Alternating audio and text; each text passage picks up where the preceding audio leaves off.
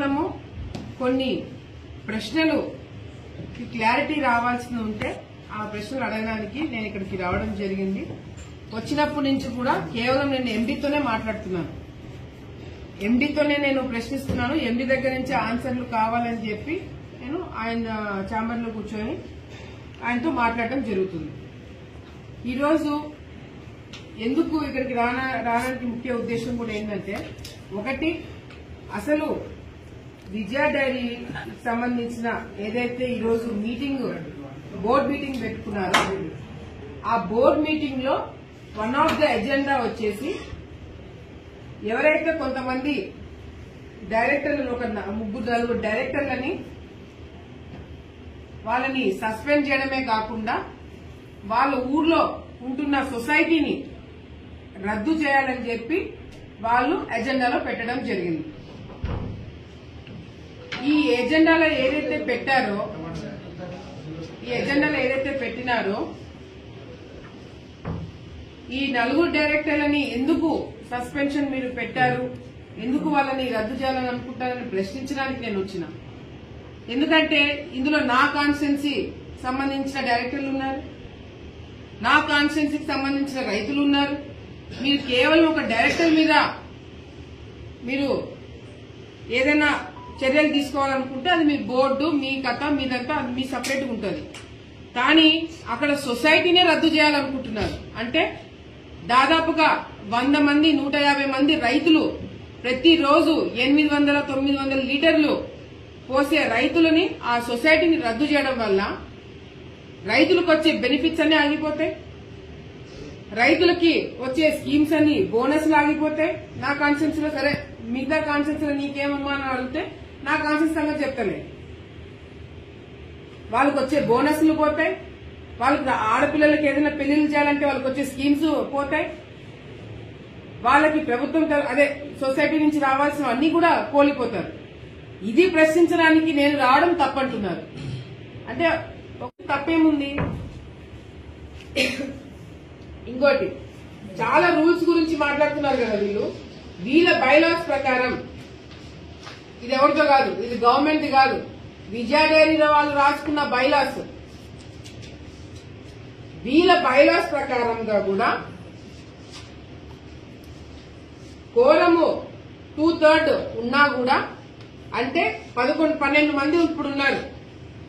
12 మందిలో 8 మంది అటెండ్ కావాలా, కానీ 10 మంది సంతకాలు ఉండాలా. ఇది నేను చెప్పే రూల్ కాదు, మీ విజయ డైరీ బైలాస్ లో ఉన్న రూలు 10 మంది సంతకాలు పెట్టాలి అన్నప్పుడు 8 మందితోనే మీరు ఎందుకు సరిపెడుతున్నారు అనేది మా క్వశ్చన్.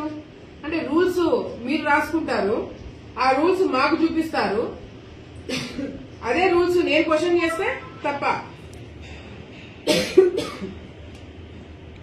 ఈరోజు ఎండీ గారు ఇచ్చినారు, ఇది మీకు మళ్ళీ మీడియాలందరికి పెడతా నేను. ఎండీ గారు ఇచ్చిన దాంట్లో కూడా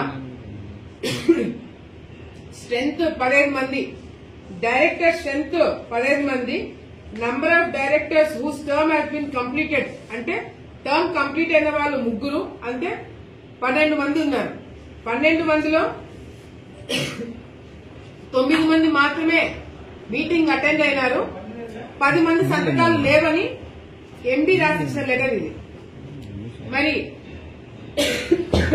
నా రైతులకు సంబంధించిన ఇష్యూస్ మాట్లాడడానికి రావడం తప్ప. ఇందాక చైర్మన్ గారు కూడా ఏదో ప్రెస్ మీట్ పెట్టారంట, నేను అది ప్రెస్ మీట్ నేను చూడలే. కొంచెం మా వాళ్ళు చెప్పారు కొంచెం అడ్డదిడ్డగా మాట్లాడినాడు అని. సంస్కారం అనేది, మర్యాద అనేది ఇచ్చిపుచ్చుకుంటే బాగుంటుంది. నేను ఆ రోజు కూడా ఆవేశంగా మాట్లాడినాను. ఎందుకు మాట్లాడినాను? బయటికి వీడియోలో నేను మాట్లాడింది వినిపించిందే గాని అవతల పక్కన ఫోన్ లో ఆయనేం మాట్లాడుతున్నాడో తెలియదు కదా మీకు. అసభ్యంగా ఎక్కడ మాట్లాడలేదే, గొంతు నాది గట్టిగా వాయిస్ పెంచి మాట్లాడనే తప్ప అసభ్యంగా ఎక్కడ మాట్లాడలేదు.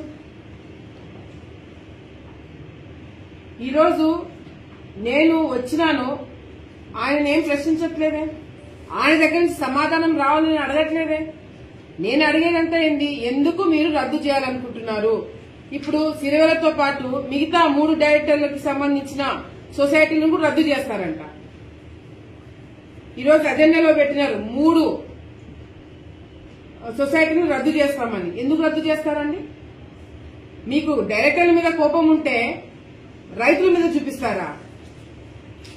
ఎంతసేపు ఇది మాది మాది మాది మాది అంటే ఏందండి? మ్యాక్స్ చట్టం అంటే మీ ఇంట్లో ఎవరికైనా ఆస్తి మీకు రాసిచ్చినట్ట? మీ ఇంట్లో వాళ్ళది అదేమన్నా? ఎవరు ప్రశ్నించకూడదని ఎందుకు అంటున్నారు నాకు అర్థం కావట్లేదు. గవర్నమెంట్ ఉండే రోల్ తక్కువ ఉండిండొచ్చు కానీ but government has a role. ఆ రోల్ ఏంటనేది రేపు పొద్దున నేను అసెంబ్లీలో మాట్లాడి చూపిస్తాను. ఈరోజు ఇంకొకటి అన్యాయం ఏంటంటే ఎవరైతే నాకేం హక్కు ఉంది, ఈమె ఎందుకు వచ్చి అడుగుతుంది, ఈమెకేం సంబంధం అని చెప్పి మాట్లాడుతున్నారు. గత 30 సంవత్సరాల నుంచి మా తాతగారు ఇక్కడ చైర్మన్ గా పనిచేస్తున్నారు. గత 30 సంవత్సరాల నుంచి 30 సంవత్సరాల్లో ఎప్పుడు లేని సమస్య మీరు చైర్మన్ అయిన తర్వాత రావడం జరిగింది. అండ్ ఈ రోజు కూడా నేను చైర్మన్ పైన అబాండాలనుకో చైర్మన్ మీద ఇచ్చేయడానికి రాలేదు. నేను సింపుల్ గా ఒకటే అడుగుతున్నాను, 2 పాయింట్స్. ఈ రోజు మీటింగ్ కి మీకు కోరం ఉందా లేదా? కోరం లేకపోతే మీటింగ్ ఎట్లా కండక్ట్ చేస్తున్నారు? 2వ పాయింట్ ఏంది, మీరు డైరెక్టర్ నుండి ఎవరైతే మీరు సస్పెండ్ చేయాలనుకుంటున్నారో లేకపోతే సొసైటీ రద్దు చేయాలనుకుంటున్నారో, ఎందుకు రద్దు చేయాలనుకుంటున్నారు? ఈ రెండింటికి నేను క్వశ్చన్ అడగడానికి తప్పేంటండి? మార్చేపల్లిలో ఏ పాలకేంద్రం ప్రెసిడెంట్ ఒప్పుకోలేదు. ఏ పాలకేంద్రం ప్రెసిడెంట్ ఒప్పుకోకపోతే గంగులలో ఊరికి, ఎందుకంటే వాళ్ళు ఈయన ఇక్కడికి పంపించాలనే తొందరలో వాళ్ళ సొంత ఊర్లో డైరెక్టర్ని దింపి ఈయన ఎక్కించుకున్నారు. సో ఇవన్నీ కూడా మేము కోర్టుకు వెళ్తున్నాం, ఆల్రెడీ వెళ్ళాము. ఓకేనా? బకాయిలు ఉన్నాయా లేదా అంటే ఎవడు తీసుకున్నాడు, ఎవడికి ఇచ్చినావు, అది బకాయిలు చెల్లించినావా లేదా అనేది క్లారిఫికేషన్ వాళ్ళు ఇవ్వాలి. ఊరికి నోటీసులు పంపిస్తే మేము రిప్లై చేసుకుంటూ కూర్చుంటామా?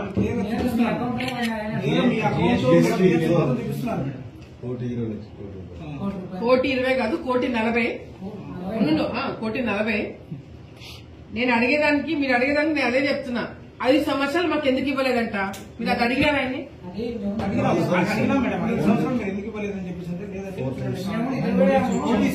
ఆ నోటీసులు డేట్ చూసారా? 2019 ఒకటి చెప్పారు మేడం, 2022 2 చెప్పారు, తర్వాత 2024లో 2 చెప్పినారు. ఎవరికి ఇచ్చినారంట? ఒకటి జగత్ పాడైరికి ఇచ్చినారంట, జగత్ వికాస్ రెడ్డికి ఇచ్చినారంట, మీకు 2 నోటీస్ ఇచ్చారు. లేదు, అవన్నీ ఇచ్చినవి మొన్న మేము అధికారంలోకి వచ్చిన ఇచ్చిన నోటీసులే తప్ప దానికన్నా ముందు మాకు ఒక నోటీస్ కూడా రాలేదు. ఓకేనా? ఎనీథింగ్ ఎల్స్ సొసైటీ తర్వాత ఉన్నాము, మమ్మల్ని ప్రశ్నించరా మీడియా? మేమేదైనా ఒకవేళ ఏదైనా డౌట్స్ ఉంటే మమ్మల్ని ప్రశ్నించరా ప్రజలు? ఇళ్ల కాడికి పోయినప్పుడు మమ్మల్ని ప్రశ్నించరా? మరి అంటే ఎవడూ ప్రశ్నించకూడదు. నేను మోనార్క్ని, నేను హిట్లర్ అనుకుంటే రేపొద్దున అదే రైతులు నీకు బుద్ధి చెప్తారు, అదే రైతులు మిమ్మల్ని దించుతారు, అదే ప్రభుత్వం మిమ్మల్ని మీకు సపోర్ట్ లేకుండా పోతుంది. ఇప్పుడు ఎండీ మీ అందరి ముందర ఏమన్నాడు, నేను కలెక్టర్కి ఇవ్వాల్సిన అవసరం లేదని అన్నాడా లేదా? కలెక్టర్ కూడా లెక్క చేయకుండా మాట్లాడుతున్నాడు. ఇంకా నేను చంద్రబాబు నాయుడికి వదిలేస్తున్నా, లోకేష్కి వదిలేస్తున్నా, మీరు ఇలా జరిగే అన్యాయాలు కుట్రలు మీ దృష్టికి తీసుకొస్తాను, అసెంబ్లీలో మాట్లాడతాను, తీసుకుంటే తీసుకోండి, లేకపోతే ఇంకొక సొసైటీ అయినా ఫామ్ చేయండి, దాంట్లోనే రైతులు బాగుపడతారు. ఈ బిల్డింగ్ ఆ కుర్చీలు వాళ్ళకే వదిలేయండి, వాళ్ళే చూసుకుంటారు. మా కుర్చీలు మా బిల్డింగ్లు మాది మాది అని ఎగురుతున్నారు కదా, అవి మాత్రం వాళ్ళకి అప్పచెప్పి ఇంకొక కొత్త సొసైటీ పెట్టిద్దాను. సో మెయిన్ గా 3 పాయింట్స్ ఇక్కడ రావడానికి. ఒకటి, కోరం లేకుండా బోర్డు మీటింగ్ జరిగింది. రెండోది, డైరెక్టర్లని రద్దు చేయడం కాదు, సొసైటీలను రద్దు చేస్తున్నారంట. ఇది 2వ పాయింట్ అడగడానికి వచ్చినాము. మూడోది, ఈ మధుసూదన్ రెడ్డిని ఎందుకు ఇంతవరకు జనరల్ బాడీ మీటింగ్ అటెండ్ కాకపోయినా కూడా ఎందుకు అతని మీద యాక్షన్ తీసుకోలేదు? సో దీనికి మాకు నోటీసులు ఇచ్చినారు, మేమేదో డబ్బులు కట్టాలని. ఆ డబ్బులు ఎందుకు మేము కట్టలేకపోయినామో 5 సంవత్సరాలు మీరు నాకు ఎందుకు నోటీస్ ఇవ్వలేదు? జనరల్ బాడీ మీటింగ్ కి విఖ్యాత్ అటెండ్ అయినాడు, బోర్డు మీటింగ్ టైంలో విఖ్యాతి వచ్చినాడు అని మీ అందరూ కూడా తెలుసు. అప్పుడు ఎందుకు విఖ్యాతికి నోటీస్ ఇవ్వలేదు మేము ప్రతిపక్షంలో ఉన్నప్పుడు? అసలు నువ్వు చైర్మన్ గా ఎట్లా ఎక్కినావు? జగన్మోహన్ రెడ్డి, వైఎస్ జగన్మోహన్ రెడ్డి గారు వచ్చి ఇగో ఈయన చైర్మన్ చేసేటంటే 2 సంవత్సరాల నుంచి పాలు పోవాల్సిన వ్యక్తి సడన్ గా 20 రోజుల్లో డైరెక్టర్ అయిపోయినాడు, చైర్మన్ అయిపోయినాడు. 2 సంవత్సరాల నుంచి విఖ్యాతి ఈ రోజు పాలు పోస్తున్నాడు, ఎలిజిబుల్ అవుతాడు కాబట్టి విఖ్యాతిని సస్పెండ్ చేయడానికి పెట్టినాడు. మిగతా డైరెక్టర్లు ఎవరైతే విఖ్యాతిని సపోర్ట్ చేస్తున్నారో వాళ్ళ సొసైటీని మాత్రమే రద్దు చేయడానికి పెట్టినాడు. ఇదేంటి?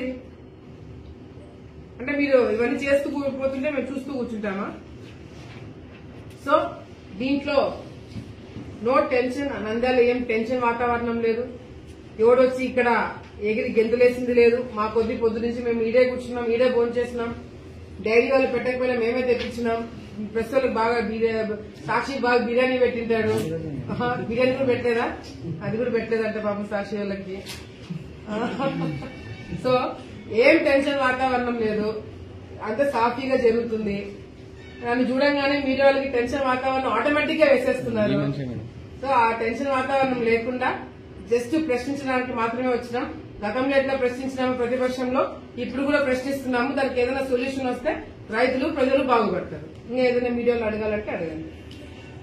బకాయి పరిస్థితి సపోర్ట్ ఇస్తున్నారంటే ఇప్పుడు సొసైటీ డిఫాల్ట్ అమౌంట్ తీసుకునే డబ్బులు కట్టలేదు కదా, కట్టలేదని చెప్పేసి జగత్ సస్పెండ్ చేసినారు. సరే ఏదైనా పోవాలనుకుంటే జగత్ రెడ్డి గారు పోవాలా? వీళ్ళకి సపోర్ట్ గా వీళ్ళు ముందు ఏమని పోతారు? సపోర్ట్ గా వీళ్ళు పోయినారు కోర్టుకు అని చెప్పేసి మేము వీళ్ళ మీద కూడా చర్య తీసుకోబోతున్నాం. కాదు, మీ అడిగేదానికి ఫస్ట్ మీకు సబ్జెక్ట్ తెలియాలా. ఫస్ట్ థింగ్, వీళ్ళు కోర్టుకి వెళ్ళింది వీళ్ళకి నోటీస్ ఇచ్చారు కాబట్టి మీరైనా ఒకటి అర్థం చేసుకోండి. నా మీద ఎవరైనా నోటీస్ ఇస్తే నువ్వు పోతావు కోర్టుకి? ఎవరు చేతి నోటీస్ ఇస్తారు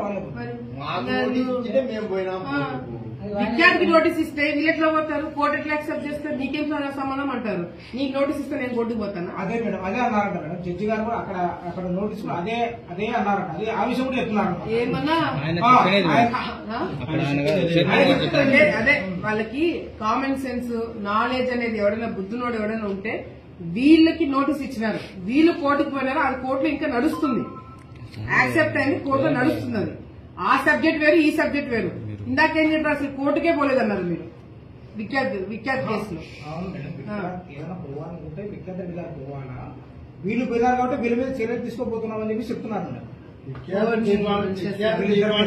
మాకెందుకు నోటీస్ ఇచ్చినారని వీళ్ళు డైరెక్టర్ విఖ్యాత్ డిఫాల్ట్ అయితే వీళ్ళకి ఎందుకు నోటీస్ ఇచ్చారని చెప్పి వీళ్ళు కోర్టుకు పోయినారు.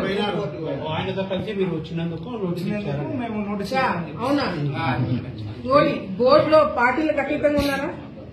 బోర్డులో పార్టీలకు అతీతంగా ఉన్నారు. వైసీపీ వాళ్ళు ఉన్నారు, టీడీపీ వాళ్ళు ఉన్నారు, అందరు పార్టీలు అందరూ కలిసే ఉన్నారు కదా. మరి ఎవరు సపోర్ట్ చేస్తే ఏంటి ప్రాబ్లం?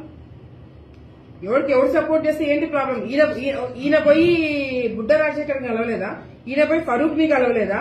ఈయన పోయి బీసీ జనార్దన్ కలవలేదా? మరి ఆయన ఆలోచన అంటే ఇద్దరిని కూడా నేనే ఇనానమస్ గా నేను ఎన్నుకున్నాను, నేనే సపోర్ట్ చేసిన అని చెప్పేసి అంటున్నారు. అటువంటి వాళ్ళే జగన్ రెడ్డి గారికి ఎందుకు సపోర్ట్ చేస్తున్నారు? కొడాలి నాని గారు ఫస్ట్ తెలుగుదేశం పార్టీలో ఉన్నాడు, తర్వాత వైసీపీ పోలేదా?